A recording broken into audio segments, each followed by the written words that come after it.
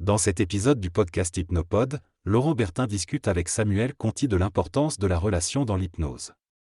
Il souligne l'importance de placer la relation au centre de la séance, avant même de se pencher sur la problématique ou les outils à utiliser. Ils abordent également le fait que travailler sur sa relation aux autres implique nécessairement un travail sur sa relation à soi-même. Ils partagent leurs réflexions et expériences sur ce sujet complexe et soulignent l'importance de cultiver la confiance, la découverte et le renouveau dans l'accompagnement thérapeutique. Ils discutent également de la notion de sécurité et de bienveillance dans la relation avec le client, en insistant sur l'importance de faire preuve de douceur et d'amour. Ils soulignent également l'importance de créer un espace où tout est permis et possible, enlevant ainsi les contraintes sociétales. Il s'agit d'une discussion entre deux personnes sur la relation entre un accompagnant et son client. Le narrateur explique comment il donne une importance exclusive à son client lors de leur séance, au point de se sentir coupable envers sa conjointe. Il discute ensuite de la façon de maintenir cette proximité et de créer un lien de confiance avec le client, tout en favorisant son autonomie. Ils abordent également l'importance de la rencontre initiale, où ils cherchent à comprendre qui est la personne en face d'eux et à permettre à la personne de les connaître également. Ils soulignent l'importance d'accepter l'autre tel qu'il est, sans vouloir le changer, et de reconnaître la perfection innée de chaque individu. Le locuteur évoque son approche dans les relations avec les autres et souligne l'importance de ne pas juger les personnes, mais de reconnaître leur perfection intrinsèque. Il explique qu'il ne prend rien de personnel lorsque les clients sont difficiles ou rejettent l'aide proposée, car il voit ces comportements comme l'expression d'un problème sous-jacent. Elle considère que chaque personne est parfaite à sa manière et se concentre sur l'élimination des obstacles qui les empêchent de réaliser leur plein potentiel. Le locuteur pose également des questions sur l'origine de la quête de perfection et de la distance que l'on peut prendre par rapport à soi-même.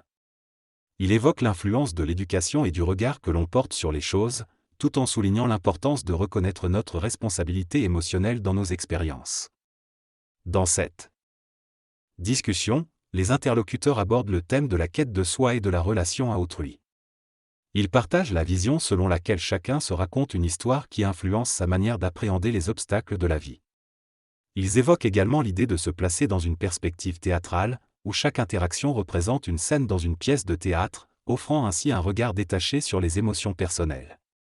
Ils soulignent l'importance de la relation avec soi-même et avec le thérapeute pour une meilleure compréhension de ses propres problèmes. En insistant sur la dimension de l'être humain, ils mettent en avant la nécessité de se concentrer sur l'être plutôt que sur l'humain, afin de mieux appréhender les apprentissages, les croyances et les expériences qui façonnent la vie de chacun. Cette approche permet de ne rien prendre personnellement et de se comporter de manière plus libre et authentique en séance. Dans cette discussion, les interlocuteurs s'accordent sur l'idée que la structure et le contenu du discours ne sont pas les seuls éléments importants dans une communication. Ils soulignent l'importance de l'intonation de voix, du regard, de la posture et d'autres paramètres qui créent une connexion inconsciente lorsqu'on s'adresse à une personne. Ils font référence à des praticiens qui utilisent ces techniques non verbales pour obtenir des résultats positifs lors de leur séance. Ils soulignent également l'importance de s'effacer et de ne pas juger l'autre pour favoriser une communication efficace. Cependant, ils reconnaissent aussi qu'il est parfois difficile d'être toujours parfait et se demandent s'ils doivent continuellement travailler sur eux-mêmes pour améliorer leurs compétences en communication.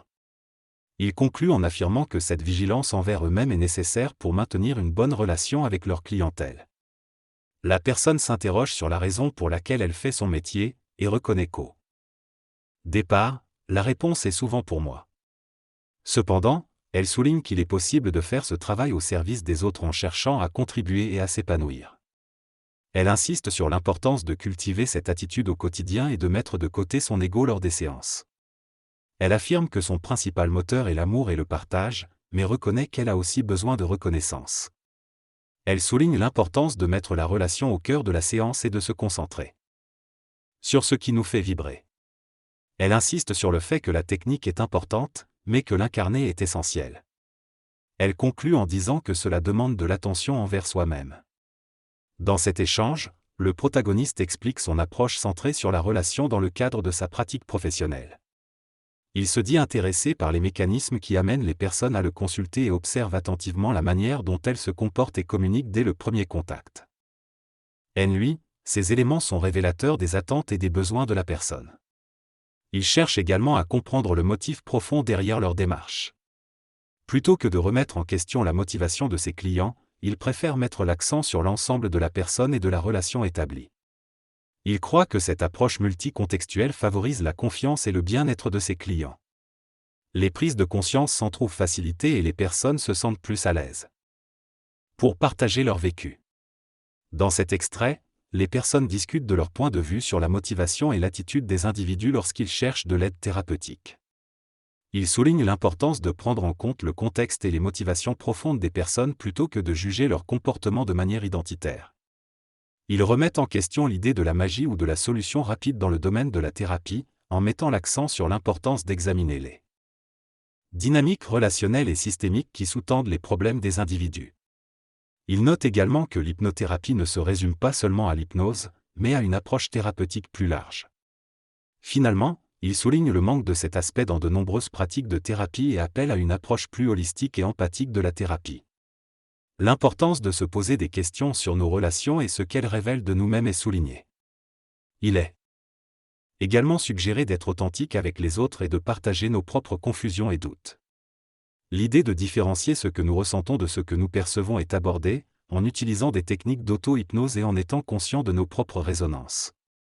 L'effet miroir est mentionné, où il est admis qu'il y a toujours une part de vérité des deux côtés, et il est encouragé de l'exprimer sans jugement. Face à un sentiment d'impuissance, il est suggéré d'évaluer si cela pourrait être un reflet de ce qui se passe dans la relation et de le partager ouvertement.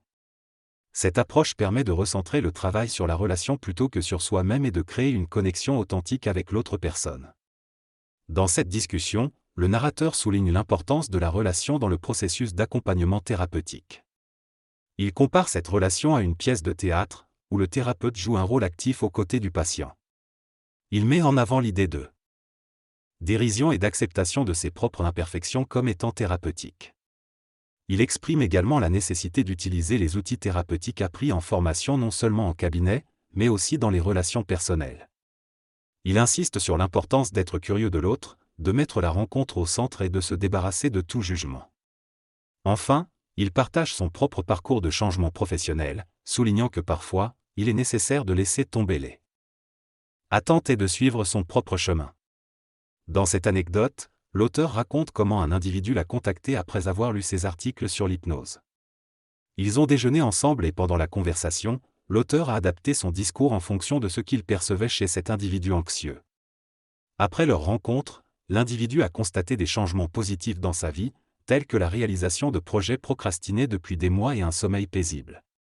L'auteur a été surpris de l'impact de leur échange et a réalisé l'importance de mettre la relation au centre lors des séances d'hypnose. Il souligne également l'importance du travail personnel pour être en phase avec ses propres valeurs et pour transformer la relation avec les autres. L'auteur et le destinataire de l'anecdote envisagent de développer des formations sur ce sujet afin de permettre aux participants d'expérimenter et de comprendre ces concepts. Cette discussion entre Samuel et Laurent porte sur l'importance de la relation humaine dans tous les aspects de la vie, que ce soit avec les enfants ou avec les autres en général. Il souligne que ce n'est pas tant la technique ou la méthode utilisée qui compte, mais plutôt la connexion véritable qui s'établit entre les individus.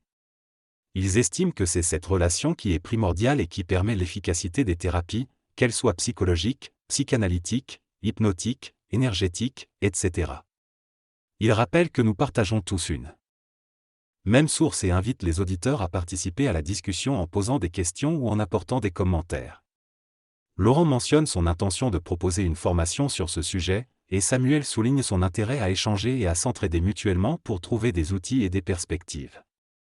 Laurent explique qu'il aime partager ses connaissances et techniques avec les autres, car il croit que chaque individu les interprétera et les utilisera de manière unique, ce qui enrichit la diversité des approches.